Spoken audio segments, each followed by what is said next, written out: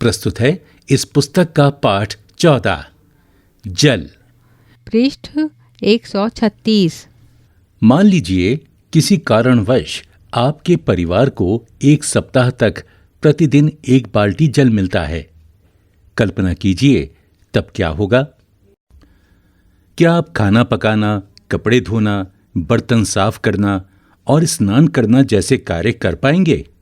इनके अतिरिक्त अन्य कौन कौन से क्रियाकलाप हैं जिन्हें आप नहीं कर पाएंगे?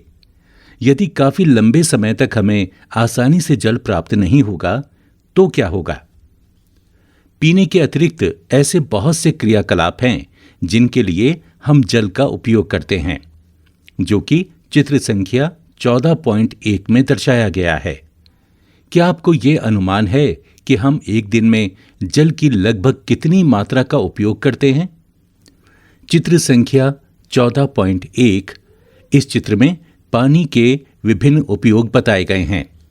चित्र में एक महिला कुएं से पानी निकाल रही है, एक बच्चा नहा रहा है, एक लड़का कपड़े धो रहा है और एक लड़की हाथ में घड़ा लिए खड़ी है।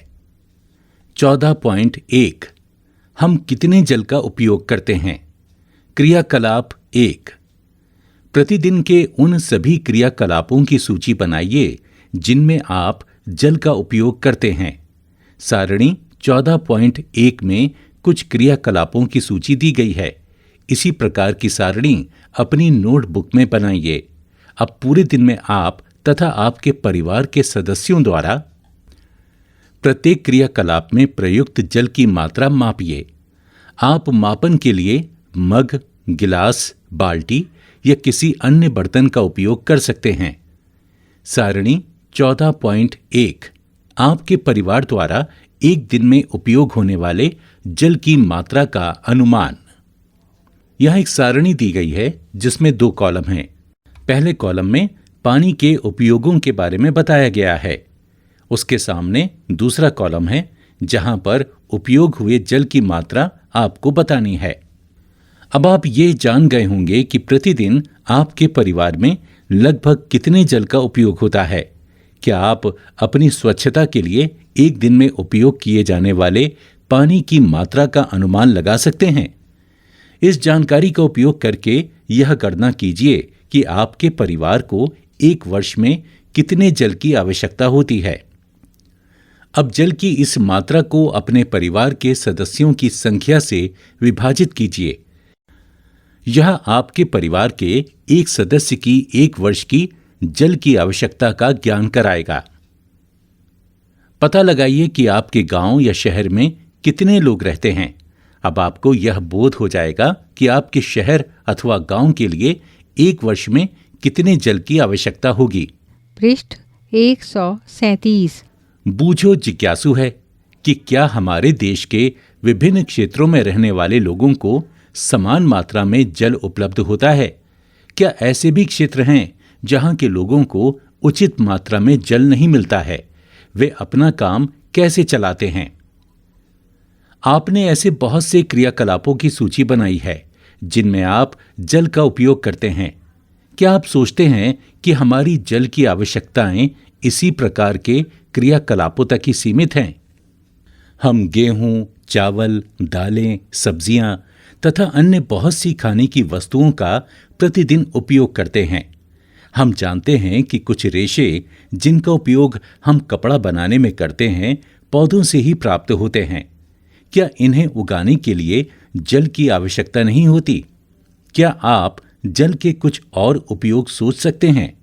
हमारे उपयोग की लगभग सभी वस्तुओं के उत्पादन में जल का उपयोग किया जाता है। इसलिए जल का उपयोग केवल दैनिक कार्यों के लिए ही नहीं वरन बहुत सी वस्तुओं के उत्पादन के लिए भी होता है। 14.2 हम जल कहां से प्राप्त करते हैं? अपने उपयोग के लिए आप जल कहां से प्राप्त करते हैं? आप में से कुछ कहेंगे हम नदियों, झरनों, तालाबों, कुओं अथवा हैंडपंप से जल प्राप्त करते हैं।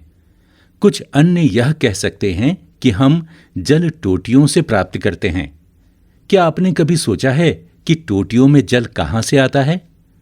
टोटियों के द्वारा जो जल हम प्राप्त करते हैं वह जल भी किसी झील, नदी या किसी कुएं से प्राप्त किया जाता है, जिसकी आपूर्ति फिर पाइपों के नेटवर्क द्वारा की जाती है।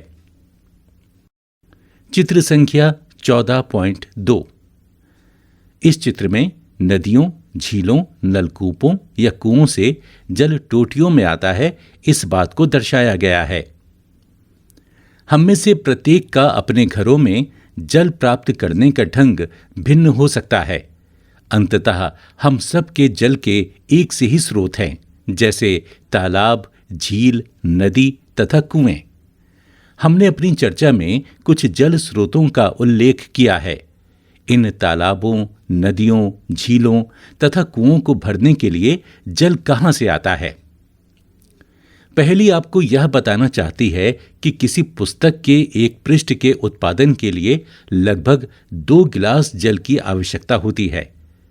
बूझो चाहता है कि आप अपने जीवन में किसी ऐसे दिन की कल्पना करें जिस दिन जल की आपूर्ति टोटियों द्वारा नहीं हो रही हो, अतः आपको स्वयं बहुत दूर से जल लाना पड़ता है। तब क्या आप जल की उतनी ही मात्रा का उपयोग करेंगे जितनी अन्य दिनों में करते हैं? पृष्ठ 138। चित्र संख्या 14.3। इस चित्र में यह दिखाया गया है कि महासागरों ने पृथ्वी के अधिकतर भाग को घेर रखा है। क्या आप जानते हैं कि पृथ्वी का 2/3 भाग जल से घिरा हुआ है? इस जल का अधिकांश भाग समुद्रों और महासागरों में है। समुद्रों और महासागरों के जल में बहुत से लवण घुले होते हैं, जिससे जल खारा होता है। इसलिए यह पीने के लिए अनुपयुक्त तथा अन्य घरेलू, कृषि तथा उद्योगों की आवश्यकता की पूर्ति के लिए उचित नहीं है। कदाचित आपने एस.टी. कोलरिज द्वारा 1798 में लिखी गई कविता Rime of the Ancient Mariner की ये पंक्तियां सुनी होंगी। हर जगह जल ही जल, पीने के लिए कोई बूंद नहीं। यहां कवि ने महासागर में भटके किसी जहाज के नाविकों की करुण गाथा का उल्लेख किया है। फिर भी महासागर हमारे उपयोग के लिए जलापूर्ति में एक आवश्यक भूमिका निभाते हैं। क्या आपको यह आश्चर्यजनक लगता है? आखिरकार जो जल हम उपयोग करते हैं वो खारा नहीं होता। हम में से बहुत से लोग महासागरों से बहुत अधिक दूरी पर रहते हैं। क्या इन स्थानों की जलापूर्ति भी महासागरों पर ही निर्भर करती है? महासागरों का जल उन तालाबों, झीलों, नदियों तथा कुओं में कैसे पहुंचता है जो हमें जल की आपूर्ति करते हैं? ऐसा क्यों है कि इन स्रोतों का जल किसी भी प्रकार से खारा नहीं होता है? इसे समझने के लिए हमें जल चक्र के विषय में जानना आवश्यक है। 14.3 जल चक्र, जल के विलुप्त होने की युक्ति। आपने कितनी बार यह देखा है कि फर्श पर फैला जल कुछ समय बाद सूख जाता है? यह जल विलुप्त होता प्रतीत होता है। इसी प्रकार गीले कपड़ों के सूखते समय भी जल विलुप्त हो जाता है। वर्षा के पश्चात गीली सड़कों, छतों तथा अन्य स्थानों से भी जल विलुप्त हो जाता है। यह जल कहां चला जाता है? चित्र संख्या 14.4 अलगनी पर सूखते कपड़े। इस चित्र में सूरज की रोशनी में सूखते हुए कपड़ों को दर्शाया गया है। क्या आपको अध्याय 5 का क्रियाकलाप 6 याद है, जिसमें हमने उस जल को गर्म किया था जिसमें नमक घुला हुआ था? हमने क्या पाया था? जल वाष्पित हो गया था तथा नमक शेष रह गया था। इस क्रियाकलाप से हमें यह बोध होता है कि गर्म करने पर जल जल वाष्प में परिवर्तित हो जाता है। इस क्रियाकलाप से हम यह भी अनुभव करते हैं कि जल वाष्प अपने साथ लवणों का वहन नहीं करती है। इस प्रकार बनी जल वाष्प वायु का एक भाग बन जाती है, जिसे प्रायः देखा नहीं जा सकता। हमने यह भी पाया था कि जल को गैसीय अवस्था में परिवर्तित करने के लिए उसे गर्म करना अनिवार्य है। तथापि हमने यह देखा है कि खेतों, सड़कों, छतों तथा अन्य जमीनी क्षेत्रों से भी जल जल वाष्प में परिवर्तित होता रहता है। अध्याय 5 में हमने यह भी उल्लेख किया है कि महासागरों का खारा जल जो गहरे गड्ढों में छूट जाता है, वाष्पन के परिणाम स्वरूप नमक के ढेर के रूप में एकत्र हो जाता है। वाष्पन के लिए आवश्यक यह ऊष्मा जल को कहां से प्राप्त होती है? आइए इसका पता लगाते हैं। पृष्ठ 139। क्रियाकलाप 2। दो एक जैसी प्लेट लीजिए। एक प्लेट को सूर्य के प्रकाश यानी धूप में तथा दूसरी को छाया वाले स्थान पर रखिए। अब इन दोनों प्लेटों में बराबर मात्रा में जल भरिए। जल को मापने के लिए आप किसी बोतल के ढक्कन का उपयोग कर सकते हैं। ध्यान रखिए, जल इधर उधर न छलके। प्रत्येक 15 मिनट पश्चात दोनों प्लेटों का प्रेक्षण कीजिए। क्या जल विलुप्त होता प्रतीत होता है? किस प्लेट का जल पहले विलुप्त होता है? जल के वाष्पन के लिए इस ऊर्जा का स्रोत क्या है? दिन के समय सूर्य की किरणें महासागरों, नदियों, झीलों तथा तालाबों में भरे जल पर पड़ती है। खेत तथा अन्य भूमि क्षेत्र भी सूर्य की किरणों को ग्रहण करते हैं। इसके फलस्वरूप इन सभी का जल निरंतर वाष्प में परिवर्तित होता रहता है, तथापि जल में घुले लवण शेष रह जाते हैं। चित्र संख्या 14.5। सूर्य के प्रकाश यानी धूप और छाया में जल का वाष्पन। यहां पर इस चित्र में एक घर के आंगन में छाया में एक प्लेट में पानी रखा हुआ है और दूसरी प्लेट में पानी सूर्य के प्रकाश में खुले में रखा हुआ है। क्रियाकलाप 2 में हमने यह देखा था कि छाया वाले स्थान पर रखी हुई प्लेट से भी जल विलुप्त होता है, यद्यपि इसमें अधिक समय लगता है। क्या सूर्य के प्रकाश की ऊष्मा यहां भी पहुंच जाती है? हां, ऐसा इसलिए होता है क्योंकि दिन के समय हमारे चारों ओर की वायु भी गर्म हो जाती है। गर्म वायु छाया में रखे जल को वाष्पित करने के लिए ऊष्मा प्रदान करती है। इस प्रकार जल के सभी खुले पृष्ठों से वाष्पन की क्रिया होती रहती है। इसके फलस्वरूप वायु में जल वाष्प निरंतर मिलती जाती है, तथापि जल का वाष्पन एक धीमी प्रक्रिया है। यही कारण है कि जल से भरी किसी बाल्टी से जल की इस क्षति को हम बहुत कम देख पाते हैं। सूर्य के प्रकाश में वाष्पन तेजी से होता है। जल को किसी बर्नर पर गर्म करने पर वाष्पन और अधिक तेजी से होता है। क्या जल वाष्प के वायु में अंतरित होने का अन्य कोई प्रक्रम भी है? पौधों द्वारा जल की क्षति। आपने अध्याय 7 में पढ़ा है कि सभी पौधों को वृद्धि के लिए जल की आवश्यकता होती है। यहां बूझो वाष्पोत्सर्जन के विषय में पढ़ता रहा है। उसने स्वयं से पूछा, 1 किलोग्राम गेहूं देने वाले गेहूं के पौधे से वाष्पोत्सर्जन द्वारा कितने जल की क्षति होती है? उसने पता लगाया कि यह क्षति लगभग 500 लीटर है, जो कि अनुमानतः बड़े आकार की 25 बाल्टियों में भरे जल के बराबर है। क्या अब आप यह कल्पना कर सकते हैं कि वनों, फसलों तथा घास के मैदानों द्वारा कुल मिलाकर जल की कितनी मात्रा की क्षति होती है? पृष्ठ 140। पौधे इस जल की कुछ मात्रा का उपयोग अपना भोजन बनाने में करते हैं तथा कुछ मात्रा को अपने विभिन्न भागों में सुरक्षित रखते हैं। पौधे इस जल का शेष भाग वाष्पोत्सर्जन प्रक्रम द्वारा जल वाष्प के रूप में वायु में मुक्त कर देते हैं। क्या आपको अध्याय 7 का वह क्रियाकलाप 4 याद है जिसमें आपने पत्तियों द्वारा जल के वाष्पोत्सर्जन का प्रेक्षण किया था? वायु में जल वाष्पन तथा संघनन के प्रक्रमों द्वारा प्रवेश करता है। क्या यह जल सदा के लिए लुप्त हो जाता है? नहीं, यह हमें पुनः प्राप्त हो जाता है, जैसा कि हम देखेंगे। बादल कैसे बनते हैं? क्रियाकलाप 3। जल से आधा भरा गिलास लीजिए। गिलास को बाहर से सूखे कपड़े से पोंछिए। जल में कुछ बर्फ डालिए। 1 या 2 मिनट तक प्रतीक्षा कीजिए। गिलास के बाहरी पृष्ठ में होने वाले परिवर्तनों का प्रेक्षण कीजिए। चित्र संख्या 14.6। गिलास की बाहरी सतह पर जल की बूंदें कहां से आती हैं? बर्फ युक्त जल से भरे गिलास की बाहरी सतह बाहर की हवा को ठंडा कर देती है और जल वाष्प गिलास की सतह पर संघनित हो जाती है।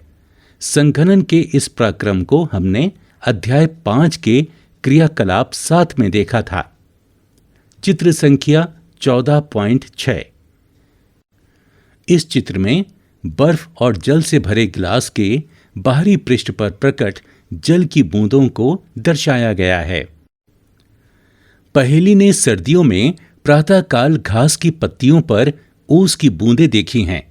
क्या आपने भी कभी शीत ऋतु में प्रातःकाल पत्तियों या धातु के पृष्ठों जैसे लोहे की ग्रिल तथा दरवाजों पर इसी प्रकार की ओस की बूंदें देखी हैं? क्या यह भी संघनन के कारण है? क्या आपने गर्मियों में भी प्रातःकाल ऐसा होते देखा है? जल को पृथ्वी के पृष्ठ पर पुनः वापस लाने में संघनन प्रक्रम की एक महत्वपूर्ण भूमिका है। यह कैसे होता है? जैसे जैसे हम पृथ्वी के पृष्ठ से ऊपर जाते हैं, ताप कम हो जाता है। जैसे जैसे वायु ऊपर उठती जाती है, ठंडी होती जाती है। पर्याप्त ऊंचाई पर वायु इतनी ठंडी हो जाती है कि इसमें उपस्थित जल वाष्प संघनित होकर छोटी छोटी जल की बूंदों, जिन्हें जल कणिका कहते हैं, में परिवर्तित हो जाता है। यही छोटी जल कणिकाएं जो वायु में तैरती रहती हैं, हमें बादलों के रूप में दिखाई देती हैं। चित्र संख्या 14.7। इस प्रकार बनी हुई बहुत सी जल कणिकाएं आपस में मिलकर एक बड़े आमाप की जल की बूंदें बनाती हैं। चित्र संख्या 14.7। इस चित्र में कुछ बादलों को दर्शाया गया है। पृष्ठ 141। सर्दियों में प्रातःकाल धरती के पास बूझों ने कोहरा देखा है।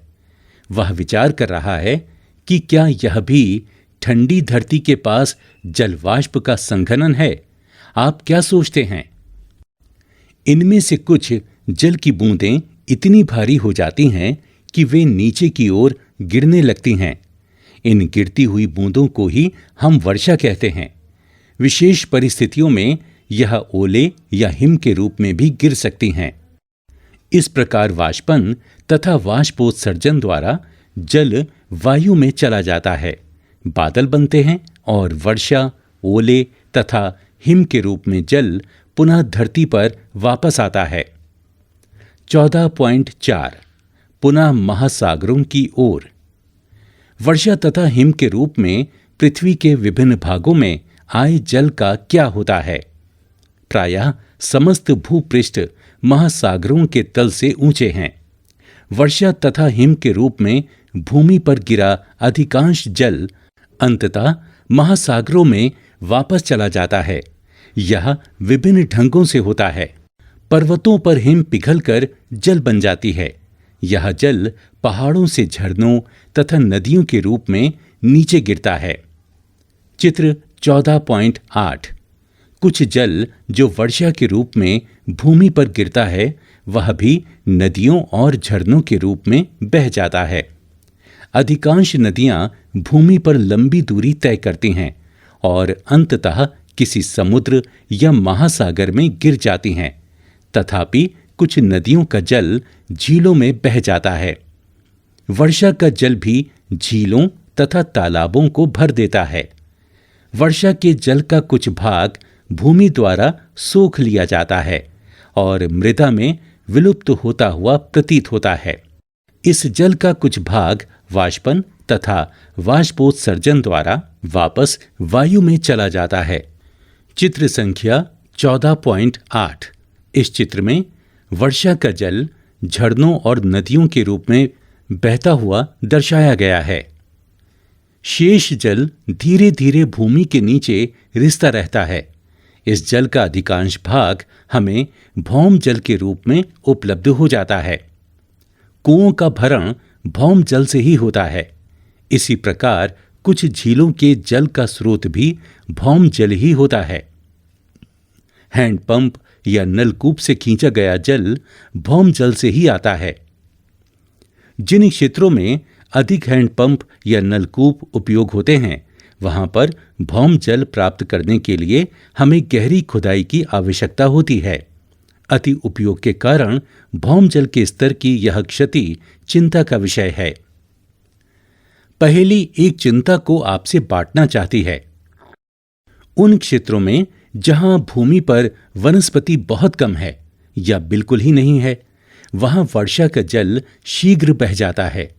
बहुत से ऐसे भी क्षेत्र हैं जहां पर अधिकांश जमीन कंक्रीट से ढकी होती है। ऐसी भूमि में जल का रिसाव बहुत कम होता है, जिससे अंततः भौम जल की उपलब्धता प्रभावित हो जाती है। वर्षा का बहता जल अपने साथ मृदा के ऊपरी पृष्ठ को भी बहा ले जाता है। अब हम यह जानते हैं कि भूमि की सतह पर वर्षा रूपी जल ओलों तथा हिम के रूप में महासागरों में वापस पहुंच जाता है। इस प्रकार जल पृथ्वी की ऊपरी सतह से जल वाष्प के रूप में वायु में जाता है। वर्षा ओलों तथा हिम के रूप में वापस लौटता है और अंत में वापस महासागरों में लौट जाता है। पृष्ठ 142। चित्र संख्या 14.9। इस चित्र में जल चक्र को बादलों, तालाबों और नदियों के द्वारा दर्शाया गया है। जल के इस प्रकार चक्रण करने को जल चक्र कहते हैं। समुद्र तथा भूमि के बीच यह जल चक्र एक निरंतर प्रक्रम है।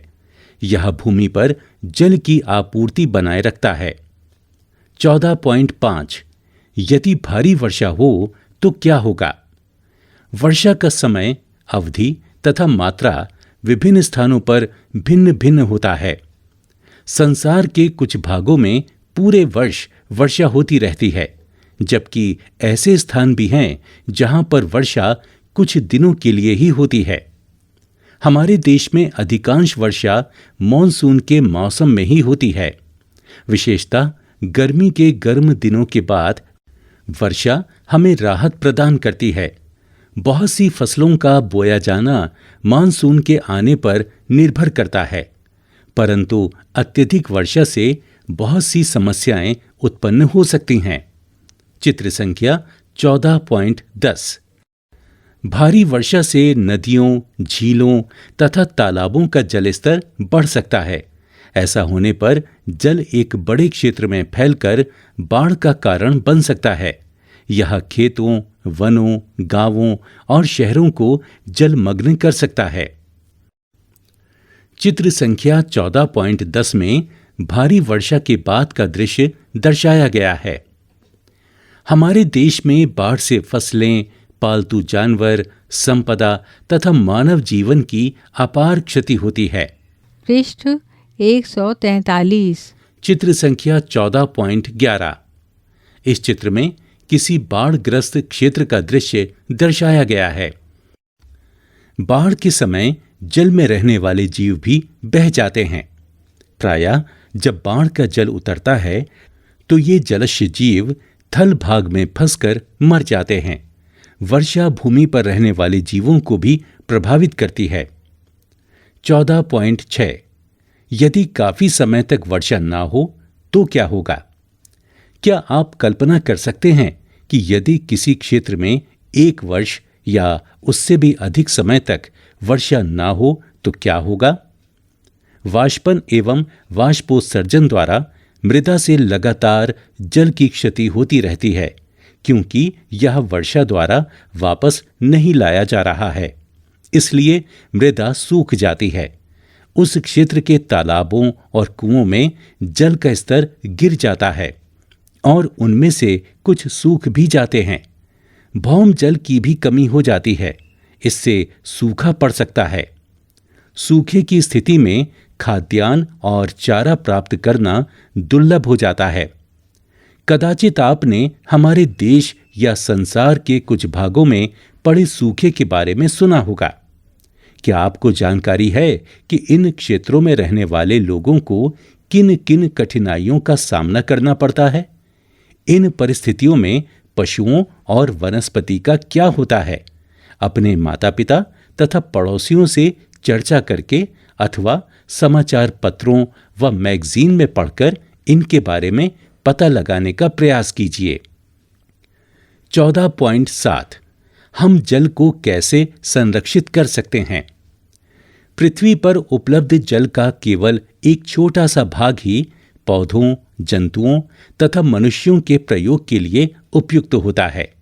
अधिकांश जल महासागरों में है, जिसे सीधे ही उपयोग में नहीं लाया जा सकता है।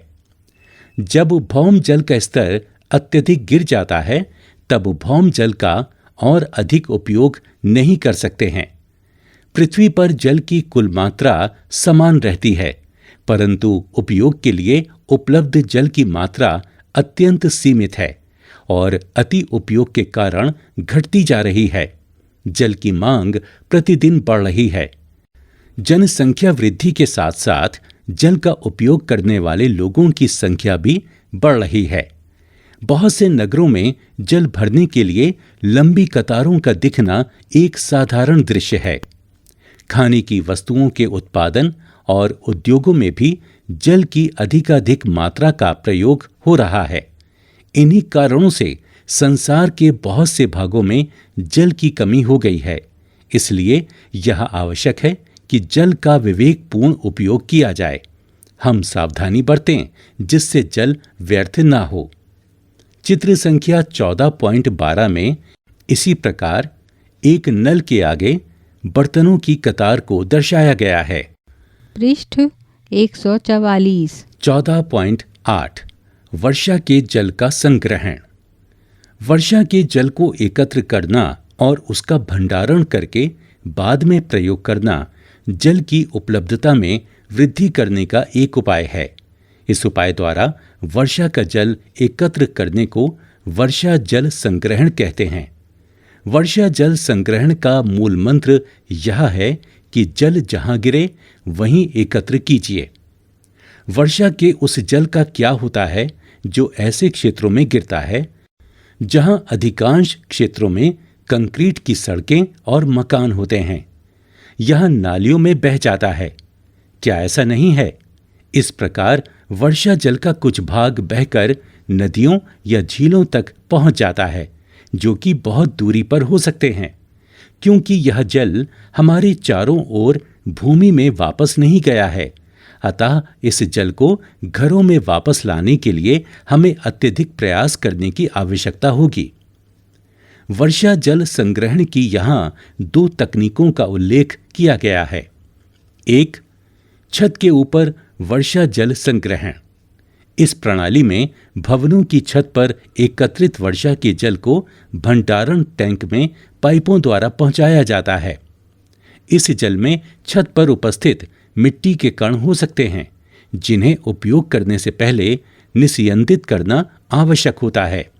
इस जल को भंडारण टैंक में एकत्रित करने के स्थान पर सीधे ही पाइपों द्वारा जमीन में बने किसी गड्ढे तक ले जाया जा सकता है, जहां से यह मिट्टी में रिसाव द्वारा भौम जल की पुनः पूर्ति करेगा, जैसा कि चित्र संख्या 14.11 में दर्शाया गया है।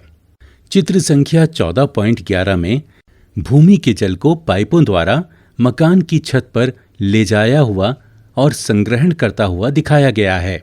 2.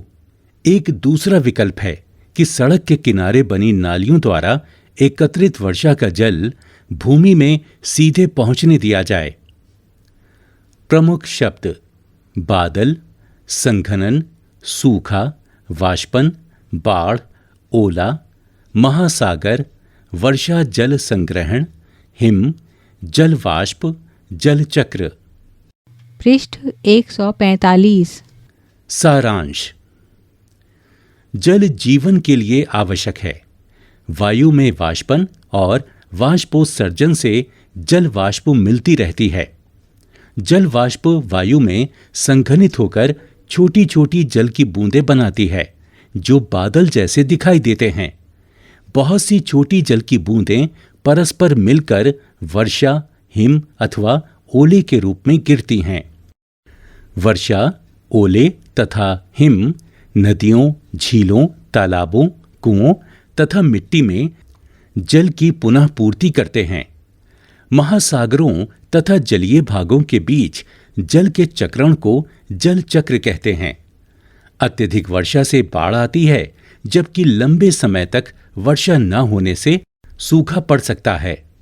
पृथ्वी पर उपयोग करने योग्य जल की मात्रा सीमित है, इसलिए विवेकपूर्ण उपयोग की आवश्यकता है। अगर आपको यह कहानी पसंद आई हो तो लाइक करिए और इसी तरह की और कहानियों तथा किताबों को सुनने के लिए सब्सक्राइब करें हमारे चैनल को और दबाएं बेल आइकन।